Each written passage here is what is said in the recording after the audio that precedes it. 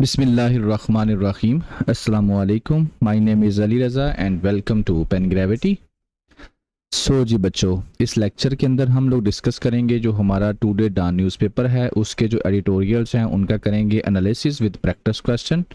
And today is 8 August 2026।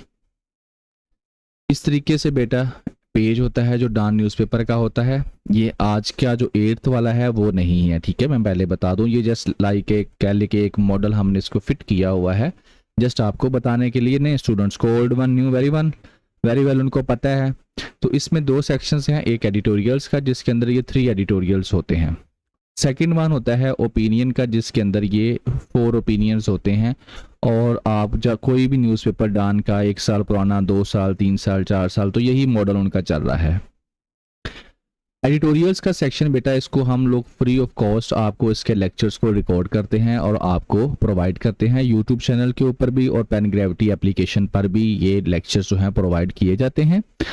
Pen gravity application पर आपको ये बेनिफिट मिल जाता है कि वहाँ पर आपको इसका पीडीएफ भी मिल जाता है। जैसे कि मैं अगस्त का आपके सामने अगर शो करवाता हूँ तो इस तरीके से, जैसे फर्स्ट वीक है तो यहाँ पर 1 अगस्त का है, उसके नीचे उसका पीडीएफ भी है और ये फ्री है। इस आप देख सकते हैं, ऐसी बात नहीं है कि ये पेड है, ठीक है।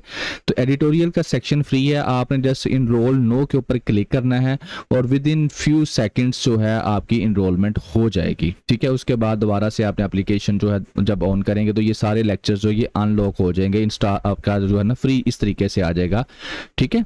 तो ये इसमें आपको ये बेनिफिट मिल जाता है। तो आपने एप्लीकेशन को ज़रूर इंस्टॉल कर लेना है, ठीक है। वहाँ पर आपको डेली फ्री एडिटोरियल्स के लेक्चर्स भी मिल जाएंगे, वीडियो लेक्चर्स जो हैं, और साथ में फ्री पीडीएफ भी मिल जाएगा। यूट्यूब पर ये होता है कि जो वीडियो लेक्चर्स होते हैं, ज़ाहिर है वो एक इंडिपेंडेंट प्लेटफॉर्म है, वो लेक्चर्स की तरतीब लगाना वो नहीं हम कर सकते।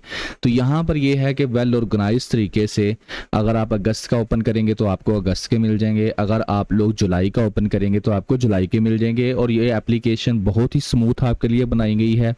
आप यहाँ पर अपने लेक्चर्स को डाउनलोड कर सकते हैं, ऑफलाइन जब चाहें आप देख सकते हैं, और बाकी सारे फीचर्स इसके अंदर मौजूद हैं। तो आप यहाँ इसको इंस्टॉल करें और इन लेक्चर्स को फ्री आप लोग सुने।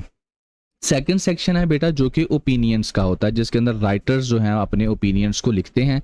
इसके अंदर हम क्या करते हैं कि डेली जो है कभी 1, कभी 2, कभी 3, अकॉर्डिंग टू कि कौन सा ओपिनियन जितना ज़्यादा इम्पोर्टेंट होगा एग्जाम के पर्सपेक्टिव में, उसको हम लोग डिस्कस करते हैं। और इसी तरीके से हम लोगों ने वहाँ पर एक यहाँ पर एडिटोरियल है और वहाँ पर ओपिनियन का भी एक बना हुआ है एनालिसिस का कोर्स। तो ओपिनियन का एनालिसिस का कोर्स जो है उसके लिए आपको रजिस्ट्रेशन रिक्वायर्ड होगी। अगर आप उसमें रजिस्ट्रेशन करवाना चाहें तो उसके लिए आप लोग जो है डायरेक्ट वेबसाइट को विजिट कर सकते हैं, वहां से रजिस्ट्रेशन करवा सकते हैं। व्हाट्सअप नंबर है, फोकल पर्सन से डिस्कस कर सकते हैं। पेन ग्रेविटी की एप्लीकेशन को प्ले स्टोर से डाउनलोड कर सकते हैं। इस तरीके से आपको ये शो हो जाएगी। तो ये सारी चीज़ें हैं। बाकी भी इसके अंदर काफ़ी चीज़ें आपको मिल जाएंगी। पोर्टल के ऊपर कुछ रिकॉर्डेड कोर्सेज जो हैं वो अवेलेबल हैं, जैसे 24 के आपको पूरे ओपिनियंस मिल जाएंगे, 25 के मिल जाएंगे, करंट अफेयर एवरीडे साइंस मिल जाएगा। एवरीडे साइंस बेटा कंप्लीट है, करंट अफेयर जो है इन प्रोसेस है, वो साथ साथ अपडेट हम लोग कर रहे हैं। इस तरीके से आपको व्यू मिलेगा हमारी वेबसाइट का, ठीक है। तो चलते हैं एडिटोरियल्स की तरफ। ये 3 एडिटोरियल्स हैं जो कि आज हम लोग डिस्कस करेंगे, 1, 2 एंड 3। तो इनकी भी तरतीब जो है ये तो होगी डॉन की तरतीब, लेकिन इनकी जो हमारी तरतीब होगी उसमें फर्स्ट ऑफ ऑल जो एग्जाम्स के पर्सपेक्टिव में इंपॉर्टेंट होगा पहले वो, उसके बाद दूसरा और उसके बाद तीसरा, ठीक है। तो पहले हम इसराइल इम्प्यूनिटी को डिस्कस करेंगे। पहला एडिटोरियल इसराइल इम्प्यूनिटी। इम्प्यूनिटी बेटा इसका सादा अल्फाज में अगर मैं आपको जो है इसका मीनिंग बताऊं तो इसका मीनिंग ये होता है यानी कि फ्री हैंड, कोई पूछगछ ही नहीं, ठीक है। फ्री कि जो मर्जी करे, नो अकाउंटेबिलिटी, इसे कहते हैं इम्प्यूनिटी। इस्तिस्ना जिसे कहते हैं, बिल्कुल आज़ाद है वो। तो इसराइल बिल्कुल उसको इम्प्यूनिटी हासिल है कि वो जो चाहे करे, उसको कोई नहीं पूछेगा।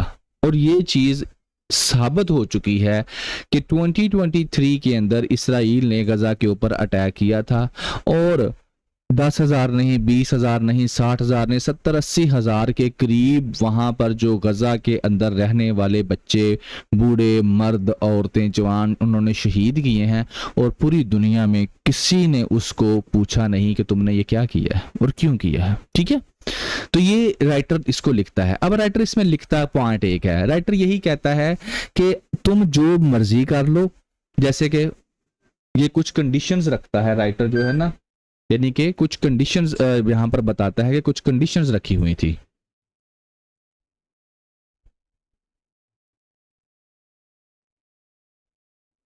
एक मिनट मैं ना आपके साथ इसको डिस्कस करता हूं, जस्ट 1 सेकेंड। उसमें यह है कि एक मुझे कॉल आ रही है। जी स्टूडेंट, कहाँ पे थे हम लोग कि 2023 में उन्होंने अटैक किया गजा के ऊपर, और उसके बाद जो है बहुत ज़्यादा राइट्स की वायलेशंस की। मैं अभी सारा आपके साथ स्टोरी जो है ना, ये 2 इयर्स की स्टोरी विद इन 5 मिनट्स आपके साथ अभी डिस्कस कर देता हूँ, ठीक है। लेकिन उससे पहले इसने क्या लिखा है राइटर साहब, ये वाले जो डॉन वाले हैं, ये थोड़ा सा एक्सप्लेन कर दूं आपको एंड पर जो है पेपर पर्सपेक्टिव में, जब जैसे ही हम जाएंगे तो ये सारा एक्सप्लेन हो जाएगा। तो फर्स्ट ऑफ ऑल जो न्यू स्टूडेंट्स हैं वो ये देख लें कि फ़लस्तीन जो है is a combination of Gaza strip, यानी कि गजा प्लस वेस्ट बैंक। जब आप इन दोनों को मिलाएंगे तो फिर हम इसको बोलते हैं फ़लस्तीन। और ये ब्लू कलर में आपको इसराइल नज़र आ रहा है। अगर इस पिक्चर से आप देखें तो यहाँ पर येलो कलर में जो है वेस्ट बैंक है और गजा, ये दोनों को मिक्स करेंगे तो यानी कि इकट्ठा करेंगे तो आप इसको कहते हैं फ़लस्तीन, और बीच में ये इसराइल है। ये बेटा शुरू से ऐसा नहीं था। यहाँ से आपको पूरी हिस्ट्री जो है फ़लस्तीन की आपके सामने आ जाएगी। यहाँ पर वाइट कलर के अंदर आपको जो है फ़लस्तीन का इलाका, और ये ऑरेंज कलर के अंदर 1947 में इस तरीके से ये लोग आए थे। और आहिस्ता आहिस्ता आप देख सकते हैं कि ऑरेंज कलर बढ़ता गया और वाइट कलर कम होता गया, और अब करंटली जो है गजा स्ट्रिप है और उसके साथ साथ वेस्ट बैंक है। वेस्ट बैंक की कहानी डिफरेंट है गजा स्ट्रिप से। गजा स्ट्रिप के ऊपर तो इन्होंने बहुत ज़्यादा जो है ना अटैक्स किए, बहुत ज़्यादा तबाही की, हमास वहाँ पर एक्टिव है। लेकिन वेस्ट बैंक के अंदर ये क्या कर रहे हैं, इलीगल सेटलमेंट्स कर रहे हैं, यानी कि जो ज़मीन के ऊपर कब्जा करके वहाँ पर पेनिट्रेट कर रहे हैं। तो ये हो रहा है वहाँ पर। बाहर राइटर क्या लिखता है, पिक्चर आपको क्लियर हो चुकी होगी। राइटर ये कहता है कि हमास ने अभी इनकी बात मानी है इसराइल वालों की, और अपने हथियार डाल दिए हैं, डिसआर्म कर दिया अपने आप को।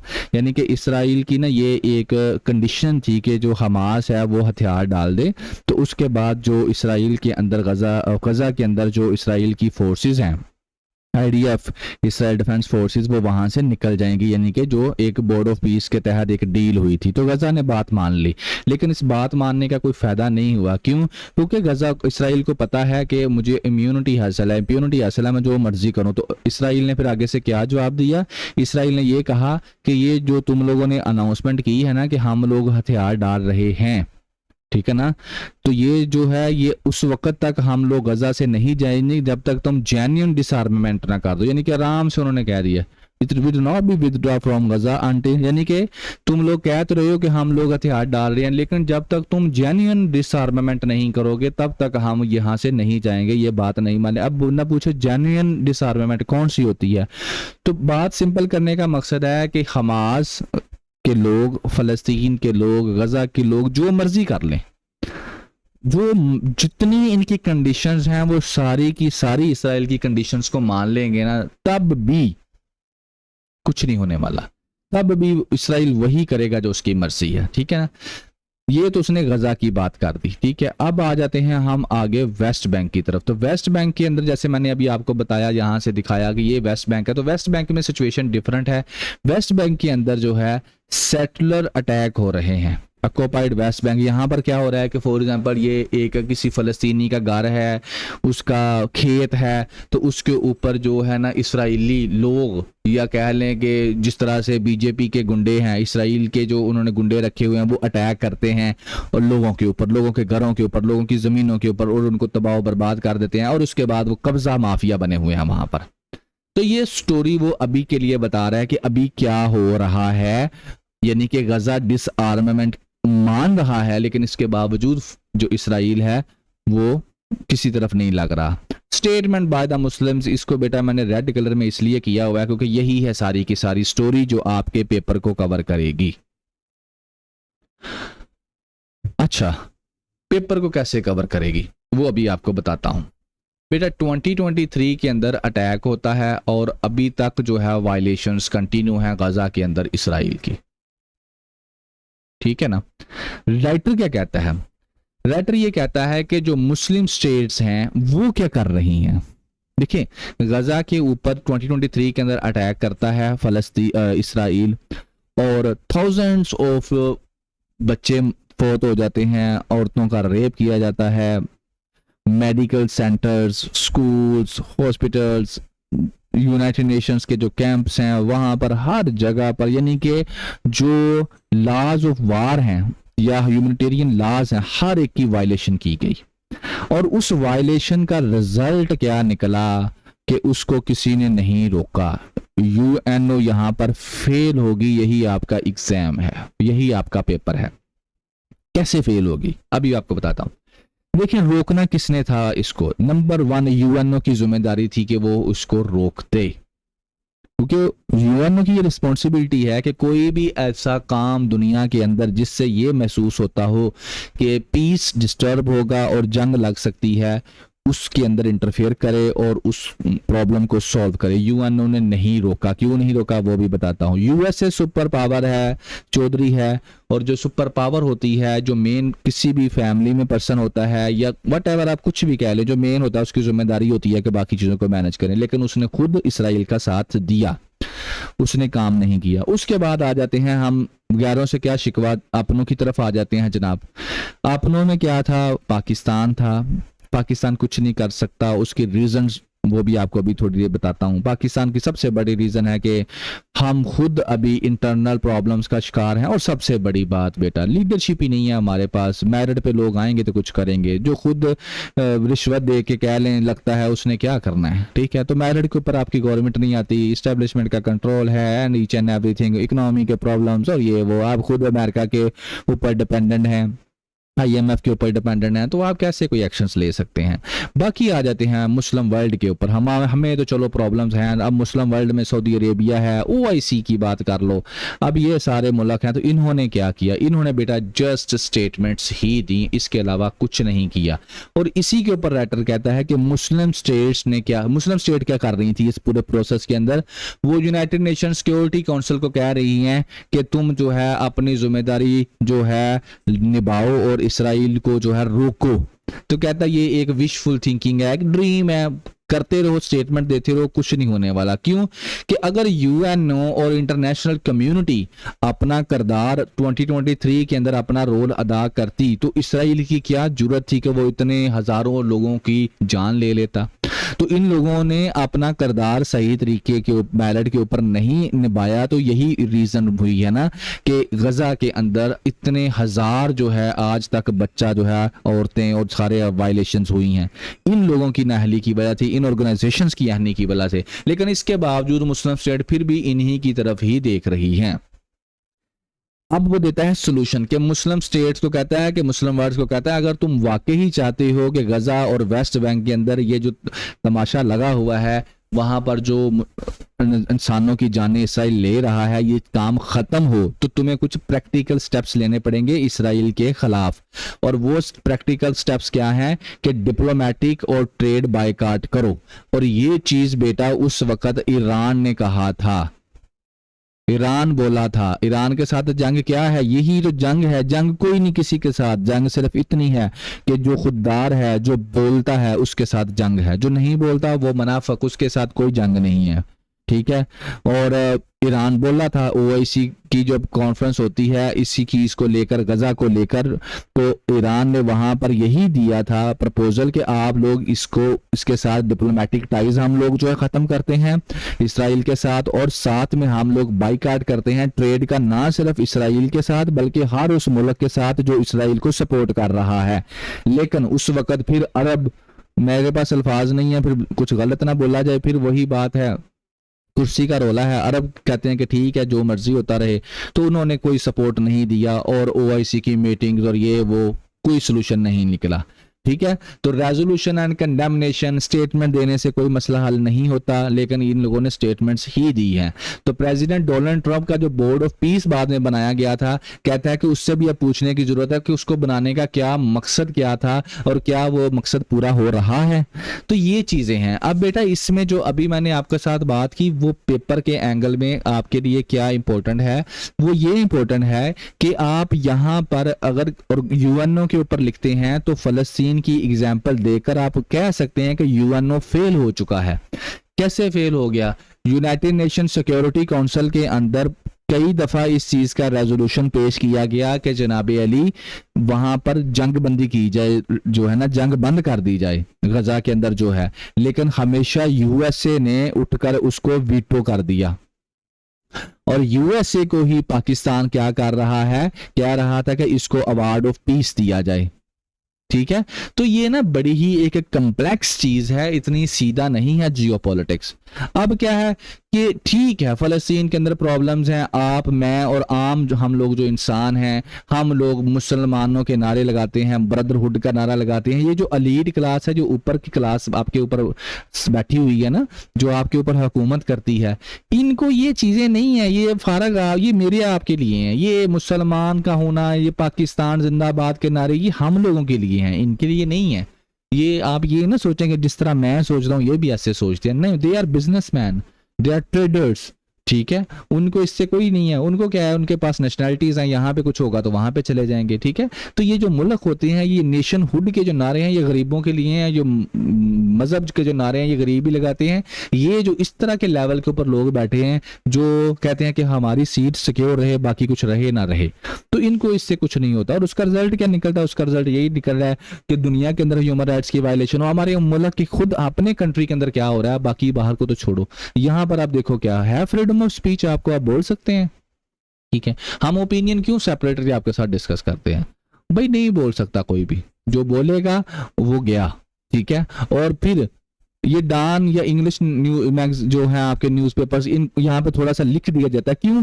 कितने % लोग हैं जो इंग्लिश न्यूज़पेपर पढ़ के समझ सकते हैं? तो ये ज़्यादा इफेक्टिव नहीं होता, इतना ज़्यादा असरअंदाज नहीं होता। ठीक है ना, तो ये थी चीज़ें जो आप अपने पेपर में लिख सकते हैं। आप यूएनओ को क्रिटिसाइज कर सकते हैं, आप ओआईसी को क्रिटिसाइज कर सकते हैं, आप मुस्लिम वर्ल्ड को यहाँ पर क्रिटिसाइज कर सकते हैं कि उनका रोल क्या रहा, उनका रोल की जीरो रोल रहा उनका। ये double standard of the world आप यहाँ पर डिस्कस कर सकते हैं कि किस तरीके से डबल स्टैंडर्ड हमारे सामने नजर आए कि फलस्तीन के अंदर जो है, गजा के अंदर इसराइल ने इतना कुछ किया, इतने 60-70 हज़ार इंसानों की जानें ले ली, वुमेन्स के रेप्स किए और हर एक वार क्राइम किया और उसको किसी ने कुछ नहीं कहा। दूसरे मुल्कों में जरा कुछ हो जाए, कोई पटाखा चल जाए तो मुसलमान टेररिस्ट ये नारे लगने शुरू हो जाते हैं।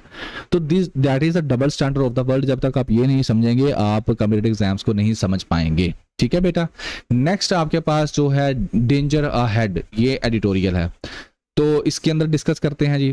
इससे पहले आपको बताऊं कि जनरल साइंस एंड एबिलिटी का जो आपका कोर्स है उसके कंप्लीट रिकॉर्डेड लेक्चर जो हैं 2027 के हवाले से मौजूद हैं।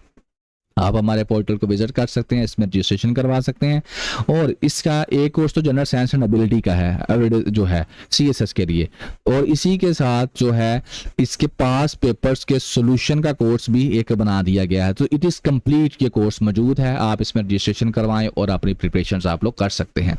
इसके अंदर पीडीएफ्स भी अटैच होगा, इसके अंदर वीडियो लेक्चर्स भी अटैच होंगे, आप वीडियोज़ को डाउनलोड भी कर सकते हैं, जब चाहें जहाँ चाहें ऑफलाइन भी आप लोग सुन सकते हैं, और बाकी सारी फैसिलिटीज़ भी इसके अंदर मौजूद है। डेंजर अहेड, अच्छा डेंजर अहेड के अंदर सिर्फ एक ही पॉइंट है जो कि हमारे पेपर के एंगल से है, वो क्या है? वो है प्रिपेयर बिफोर एन इमरजेंसी। बस ये एक पॉइंट है।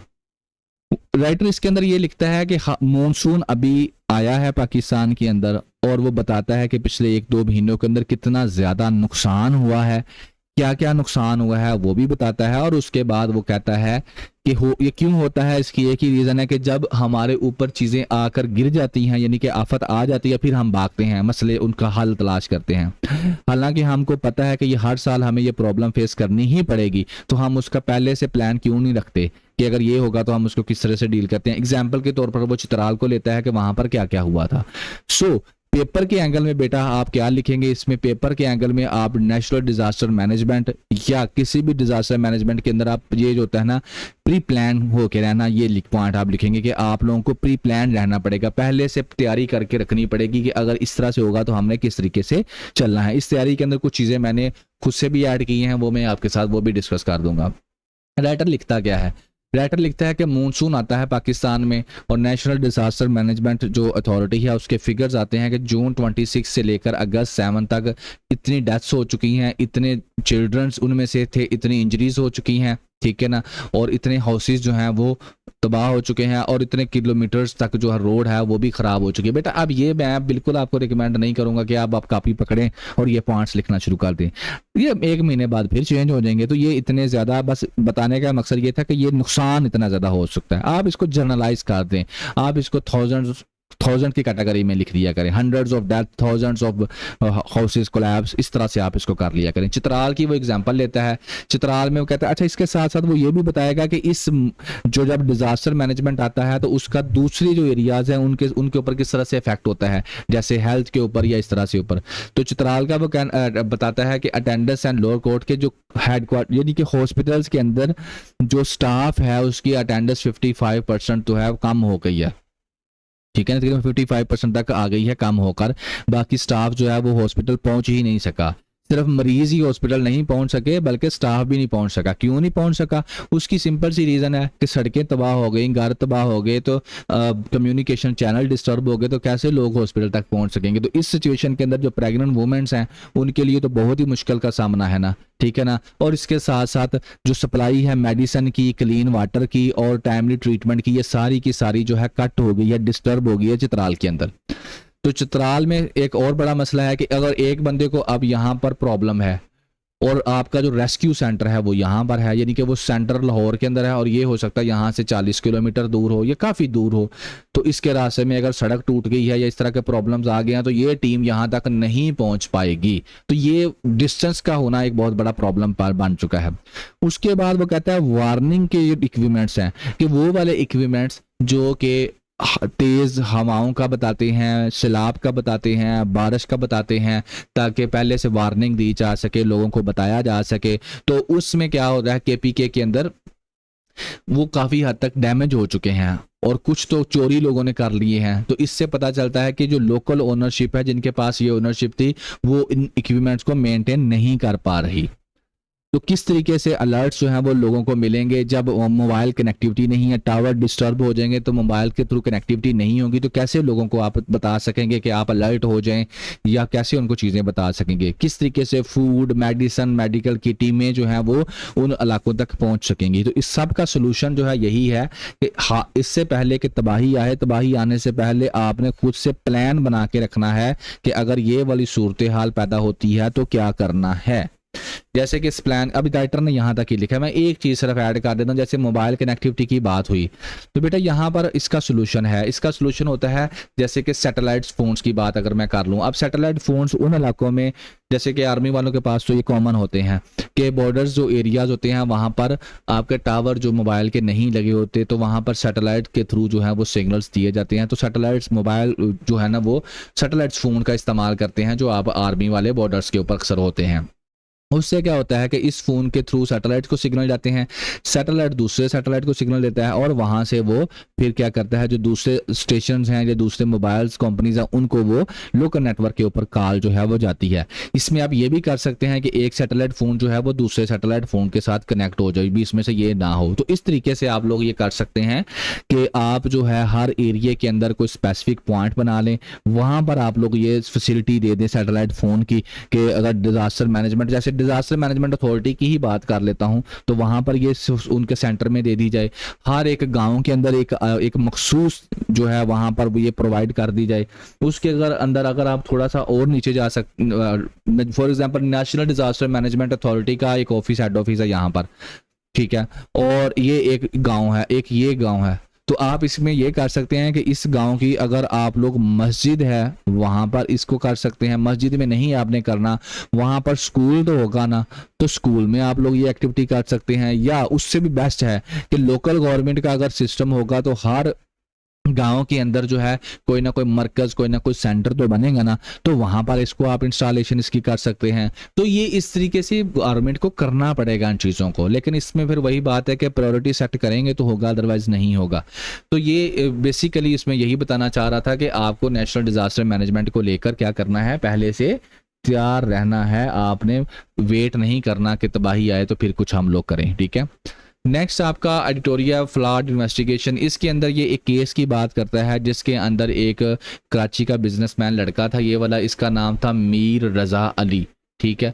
अब मीर रजा अली का मर्डर कर दिया जाता है, ठीक है जी, मर्डर हो जाता है। उसके बाद गवर्नमेंट क्या देती है, इन्वेस्टिगेशन क्या देती है कि इसने सुसाइड किया है, लेकिन इसके पेरेंट्स कहते हैं कि नहीं भाई इसने सुसाइड नहीं किया, ठीक है ना, इसने सुसाइड नहीं किया। इसके पेरेंट्स कहते हैं कि उसको किडनैप किया गया था, उसके बाद टॉर्चर किया गया, उसके बाद उसका मर्डर किया गया था, लेकिन पुलिस कहती है सुसाइड किया था।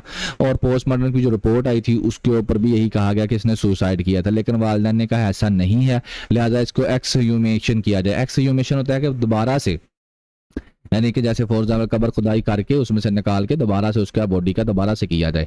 तो ये इनके वालिदैन ने डिमांड की, तो जब इसको दोबारा से किया गया तो इससे पता चला कि वाकई ही उसके वालिदैन जो थे वो कुछ हद तक ठीक थे। तो यहाँ पर फिर हमारे जस्टिस सिस्टम के ऊपर एक क्वेश्चन मार्क आता है कि ये क्या प्रॉब्लम है भाई, ये तो गलत बात है, ऐसी ये तो इन्वेस्टिगेशन तो फिर सही ना हुई। तो यहाँ पर राइटर पे लिखता है कि स्पेशलिस्ट आपको जो करने की जरूरत है कि इन्वेस्टिगेशन का, अगर आप जस्टिस सिस्टम को बेहतर करना चाहते हैं, देखें जो जज बैठा होता है ना सीट के ऊपर, उसने एविडेंस की बेस के ऊपर ही फैसला करना होता है, उसने घर जाकर देखना नहीं है किसी के। अब एविडेंस कहाँ से आएगी, एविडेंस अल्टीमेटली जो इन्वेस्टिगेशन ऑफिसर होता है वही कलेक्शन करता है एविडेंस की, वही सारे मामला को देखता है। तो इन्वेस्टिगेशन ऑफिसर अगर खुद समझ ले के होनेस्ट होगा और उसके साथ साथ वो लेटेस्ट जो है मेथड्स का इस्तेमाल करेगा इन्वेस्टिगेशन के अंदर, तो अल्टीमेटली इन्वेस्टिगेशन मेरिट के ऊपर होगी।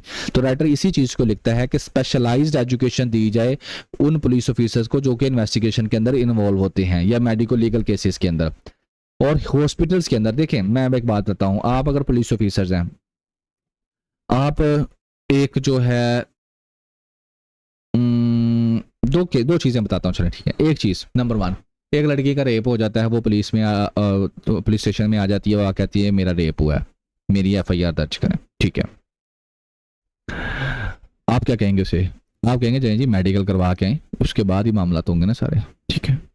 वो हॉस्पिटल जाती है, आप लोग उसको साथ में जो भी लीगल वर्किंग करके उसको हॉस्पिटल भेजते हैं, वहां पर उसका मेडिकल करवाया जाता है, हॉस्पिटल वाले उसका मेडिकल करवाते हैं, इस चीज़ को वेरीफाई करते हैं कि वाकई ही इसका रेप हुआ या नहीं हुआ, और उसके बाद फिर उसकी जो भी बाकी मामला देखे जाते हैं। अब अगर हॉस्पिटल वाले ही कह दें कि नहीं हुआ, बेशक आपके सामने भी हुआ हो, तो आप क्या कर लेंगे, ठीक है ना। तो ये कुछ कंडीशंस हैं।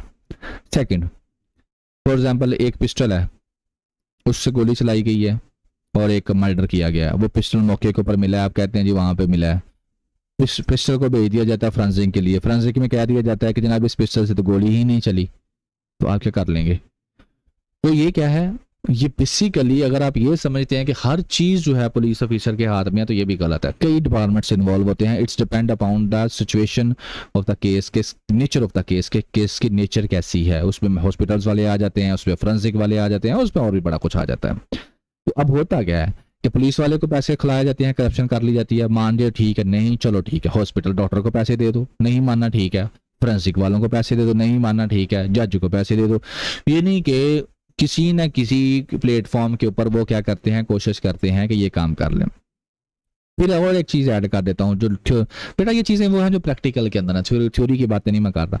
उसमें क्या है, जस्टिस सिस्टम हमारा, वो अक्सर कहते हैं ना पारा वकील करना है, केस के लिए आपको एक हैवी वकील करना पड़ेगा। पारा वकील कौन सा होता है, पारा वकील वही होता है जिसकी फीस बहुत ज्यादा होती है। क्यों फीस बहुत ज्यादा होती है, बिकॉज ये सारे काम वो करवा लेता है, वो जज को भी पैसे दे के अपने काम सीधे करवा लेता है, वो हर जगह पे पैसे दे के जिस तरह की रिपोर्ट चाहे बनवा लेता है, तो वहां पर आपको ज्यादा पैसा खर्च करना पड़ता है, ये होता है पारा वकील, ठीक है।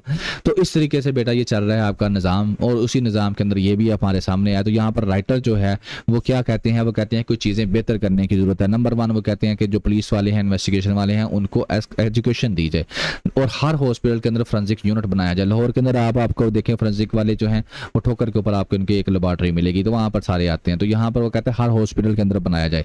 उसके बाद जो हेल्थ एक्सपर्ट हैं उनको यानी कि मॉडर्नाइज किया जाए। उन्होंने कई दफ़ा कहा है हेल्थ एक्सपर्ट ने कि मॉडर्नाइज करो मेडिको लीगल सर्विसेज को, वेरिफिकेशन मेथड्स को, ऑपरेटर्स को, और इन्हांस करो तकनीक को, यानी कि लेटेस्ट टेक्नोलॉजी का इस्तेमाल किया जाए, लेकिन नहीं किया जाता।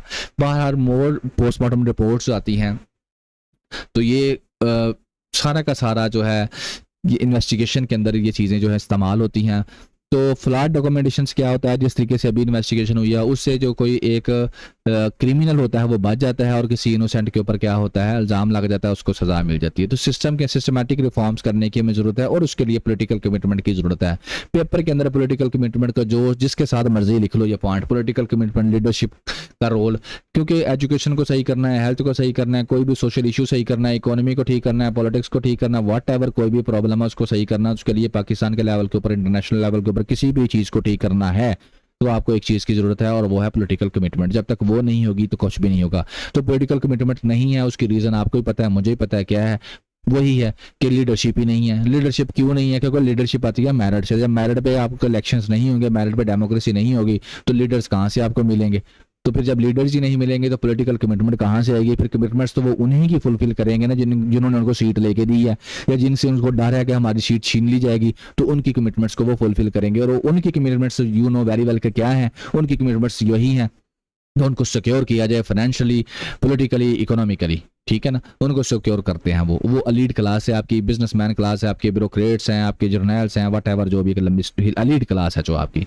तो बहरहाल जस्टिस सिस्टम के अंदर ये चीज़ें जो हैं आपको अपग्रेड करने की ज़रूरत है, जिसके अंदर सबसे इंपॉर्टेंट जो है इन्वेस्टिगेशन का जो लेवल है उसको लेटेस्ट करने की ज़रूरत है। उसके अंदर इन्वेस्टिगेशन के जो ऑफिसर्स हैं उनको एजुकेट करने की ज़रूरत है और दूसरे जो डिपार्टमेंट्स इन्वॉल्व हैं वहाँ पर आपको लेटेस्ट इक्विपमेंट की ज़रूरत है ताकि जो इन्वेस्टिगेशन हैं वो फेयर एंड ट्रांसपेरेंट हों और उससे क्या हो सके, जो वाकई क्रिमिनल है उसको सज़ा दी जा सके।